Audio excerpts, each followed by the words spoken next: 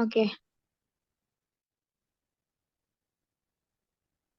Assalamualaikum warahmatullahi wabarakatuh.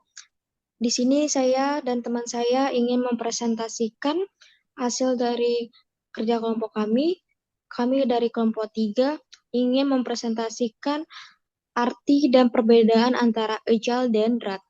Dengan saya sendiri, nama saya Laura Putri Ardila, dan teman kelompok saya namanya Hidayatullah. Dan saya akan membacakan slide pertama, yaitu metode agile.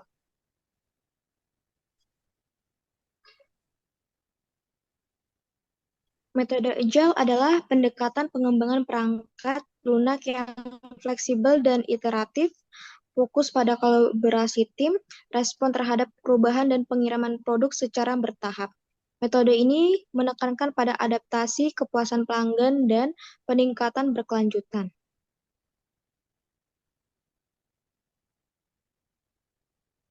Lalu ada kelebihan dan kekurangan dari metode Agile.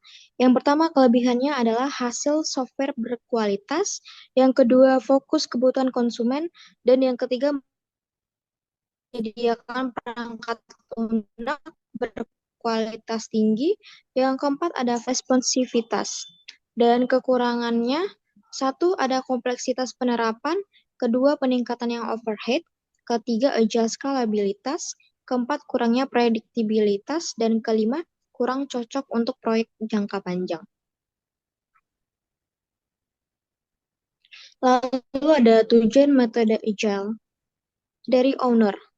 Owner juga mampu memberikan gambaran detail tentang berbagai fitur unggulan software lengkap dengan segmen pasar yang menjadi target.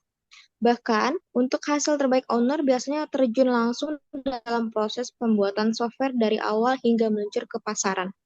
Dan yang kedua ada metode agile sebagai user. Sifatnya dinamis sehingga user dapat memberikan masukan positif saat tim pengembangan sedang merencanakan membuat fitur terbaik. Apabila ada yang kurang bisa langsung diubah agar lebih baik dan dari sebelumnya. Dengan proses bertahap ini biasanya hasil lebih mumpuni dan berkualitas. Dan yang ketiga ada tujuan agile dari development team. Tujuannya adalah metodologi bagi pengembang untuk pengembangan perangkat lunak lebih dinamis tanpa harus menunggu stakeholder selesai. Sistem yang cepat, efisien, dan tangkas membuat pekerjaan tim lebih selesai dalam waktu bersamaan sesuai tugasnya masing-masing.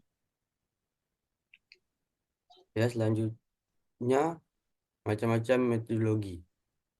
Yang pertama, metodologi. Kedua, Skillet Angel Brentford. Tiga, Lens Software Development. Yang keempat, Instrument Programming. Yang keempat, Dynamic System Development. Selanjutnya, Crystal Methodology. Factor Driven Development. Selanjutnya, Kanban. Selanjutnya adalah tahapan metodologi Angel. Yang pertama adalah perancangan, implementasi, testing, dokumentasi, development, dan pemeliharaan. Selanjutnya metode RAD.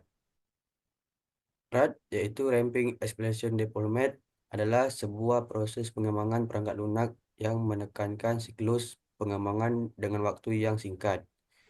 Definisi lain menyatakan bahwa metode pengembangan perangkat lunak RAD adalah metode yang menggunakan pendekatan prioritasi objek untuk mengembangkan sistem yang meliputi pengembangan perangkat dan perangkat lunak.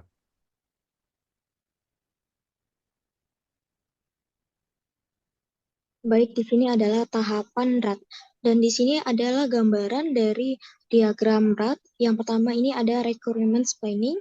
Dan diagram lingkaran ini ada user design. Yang isinya yang pertama ada prototype, test, dan refine. Lalu lanjut ke construction sama cut over.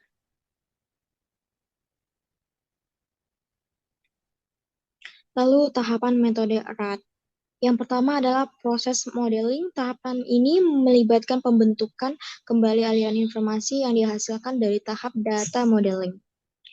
Lalu ada application generation. Pada tahap ini, RAD menggunakan komponen program yang sudah ada atau menciptakan komponen baru yang dapat digunakan kembali. Dan business modeling, tahapan ini bertujuan untuk mencari aliran informasi dalam suatu proyek pengembangan perangkat lunak. Dan data modeling, tahap ini berfokus untuk pada pemodelan data yang dibutuhkan dalam proyek. Dan yang terakhir adalah testing dan turnover. Tahapan terakhir ini melibatkan pengujian komponen baru yang telah dikembangkan dan pelatihan penuh terhadap semua antarmuka.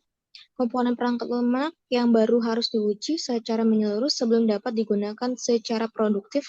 Setelah pengujian selesai, komponen perangkat lunak dapat diimplementasi dan digunakan oleh pengguna.